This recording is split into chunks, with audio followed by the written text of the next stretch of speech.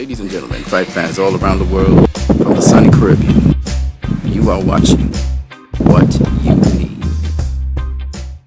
Man, the future of boxing looks bright. I've looked at some of the potential future up-and-comers, and man, I feel so excited about where boxing is going and where it has come from. You know, beautiful to see its evolution. Those negative, narcissistic, nostalgic fans who feel that boxing has seen its better days, while boxing's on the revival, these stupid fans are trying to strangle it and destroy it. And they don't know shit about boxing. No disrespect to nobody. And just fresh new people will come into the sport of boxing, which is the point behind my channel. You're probably wondering why I'm so savage on these people. I'll tell you why I'm so savage on these people. They're the problem with boxing. They're trying to make boxing seem like it's the worst thing in the face of the earth.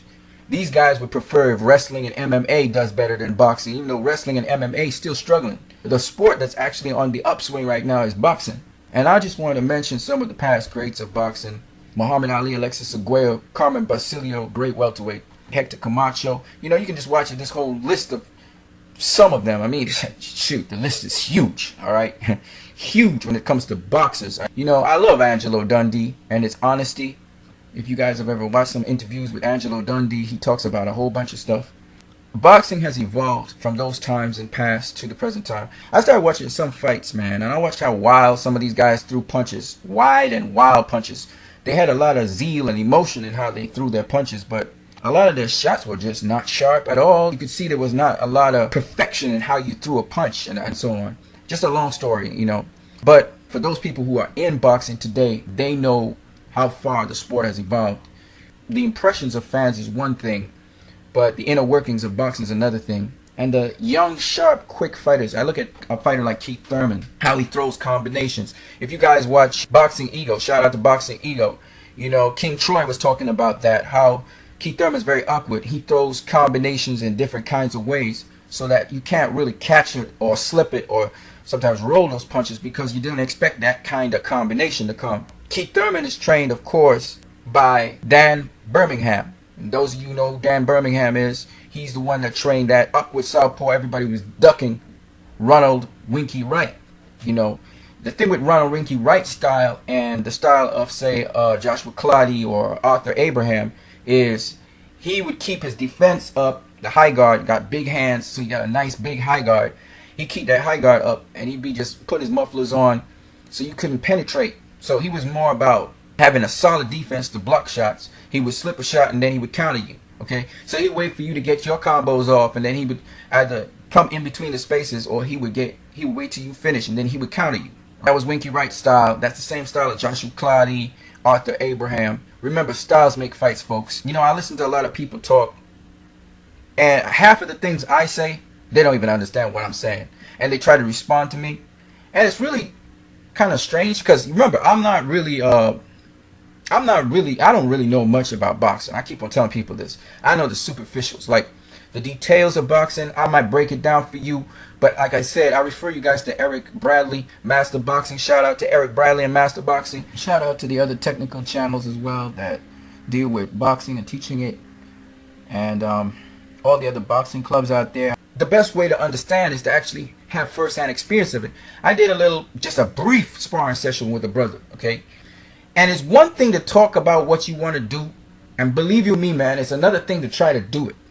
You know, it's one thing to understand what you should do, but it's another thing to have it ingrained in you what to do at the time, under pressure, while you're getting hit, you know, upside your head, you know, and you watching punches whistle by you. I might talk about technique and strategy and style, but it's another thing to try to implement that. Let's just put it that way.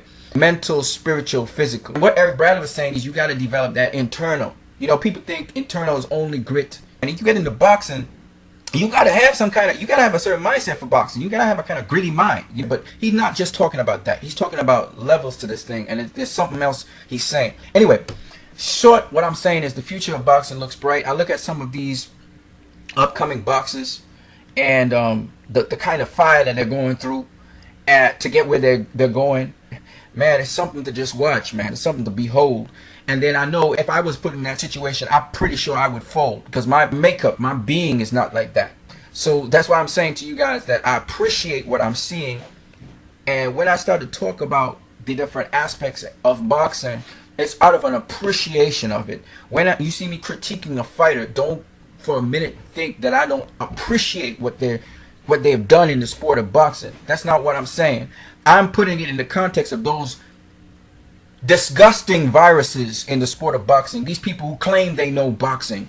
This plague on the sport of boxing, who try to rank these guys up in such a way and put down other guys in this era and make it sound like the boxing has not progressed forwards when it has leaps and bounds moved from that point of that era.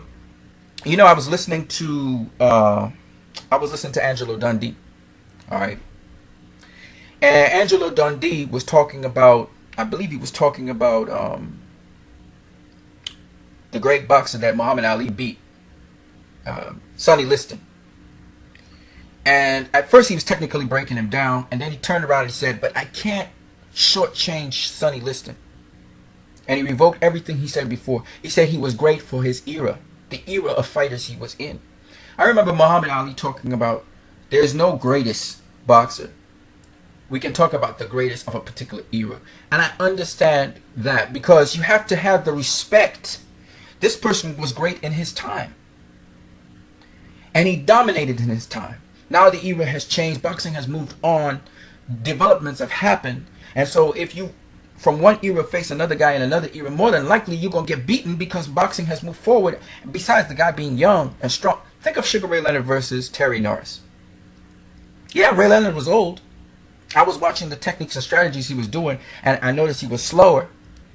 But if you look at Terry Norris' style, watch the style as well. Now people would say, well, Ray Leonard in his prime would have beaten Terry Norris in his prime. I can't say that. Because Terry Norris brings to the table certain other things. Even though he did keep his head in center line a lot, Terry Norris also pressured you on the inside, and he didn't tie up. He pivoted a lot. So, I mean, Terry Norris added some new elements to the game of boxing because athleticism in the game of boxing also changed. You see what I'm saying? Now, I have done a couple little video clips on the evolution of boxing. I showed you how styles have changed over time and how they've improved. You can always go and check out that video. But on top of that, I also noticed that the future of boxing, while there are more precautions in place, and again, the precautions are only there to legitimize the sport. You guys have to understand it. The sport, there are certain changes, 15 rounds to 12 rounds. It had been diminished because of Mancini's basically murder of a fighter in the ring. This is why they took those precautions. All right? You don't want boxers getting killed left, right, and center in the ring now, do you? You don't want that to happen. That's why you don't want to see mismatches. Back in the day, people don't know this, but there were a lot more mismatches because there were a lot more fights. But boxers back in the day, this might sound strange to some people, but boxers back in the day were not as strong as the boxers today. Nowhere near the strength levels of the boxers today. Nowhere near the conditioning of the boxers today. Nowhere near the sharpness of boxers today. Yeah, they were quick. I watched the Sugar Ray Robinson. Quick motherfucker. Excuse my language. He was strong. He hit like a goddamn tank. But a lot of his shots, while they were strong, they weren't as sharp as the boxers today. And even though he was fast, I'm not saying he wasn't fast. Alright, he was fast. Some of his shots were wide and somewhat wild. He threw it from the hip. He threw from the hip. Then he would throw over the top of the overhand rights. I no disrespect to Sugar Ray Robinson, but when I break him down technically like Muhammad Ali broke down Joe Louis technically, I see how he gets run over by a number of middleweights today and also a number of middleweights from the 80s and 90s. Roy Jones Jr. runs over him and mops the floor with Sugar Ray Robinson. I'm not playing when I say that. No disrespect to Sugar Ray Robinson. But ain't no way he beats Roy Jones Jr. Roy Jones Jr. was just ridiculously quick. He came off the offbeat. Back in Ray Robinson's time and even before that, the high guard wasn't used much. In fact, in Sam Langford's time, there was no high guard. They didn't walk to you with a high guard to block some of those punches. I can go on and on about different guards. Different era, different time.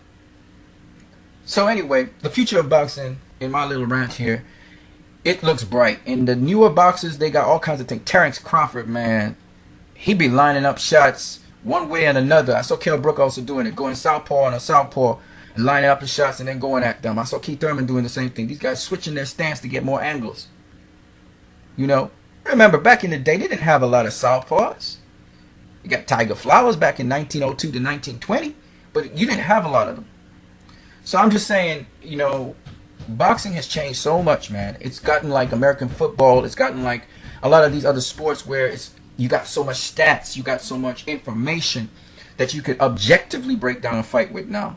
And I'm not saying the stats take into account punches being hit and how it feel.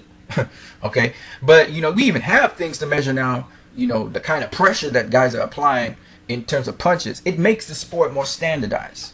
And I'm not saying, again, for those purists out there, that boxing is like football. I'm saying it's becoming more legitimized like football. You know, sanctioning bodies, they're still doing some crazy stuff, but for the most part, they're following what their bylaws and they're not just manipulating things. All right? It's not like times past, man. And that just shows you that things are evolving. And you can even see boxing becoming something where all of these different promotional companies begin to work together under one umbrella. I think I can see it happening, and I think it's almost inevitable it will come to pass. So, and so many other fans are coming to boxing now. People who never boxed a day in their life, wasn't interested in boxing. You can hear them talking about boxing now. And I think that's just wonderful. And, you know, for the YTBC, we have this opportunity to become ambassadors to boxing.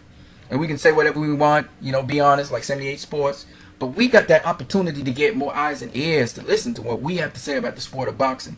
And if we have a positive outlook on it, we don't have to be positive about everything, but a positive outlook about the sport, man, shoot, boxing might just become, it won't become the #1 sport overall, but definitely boxing will become something to reckon with worldwide. You guys have a great one.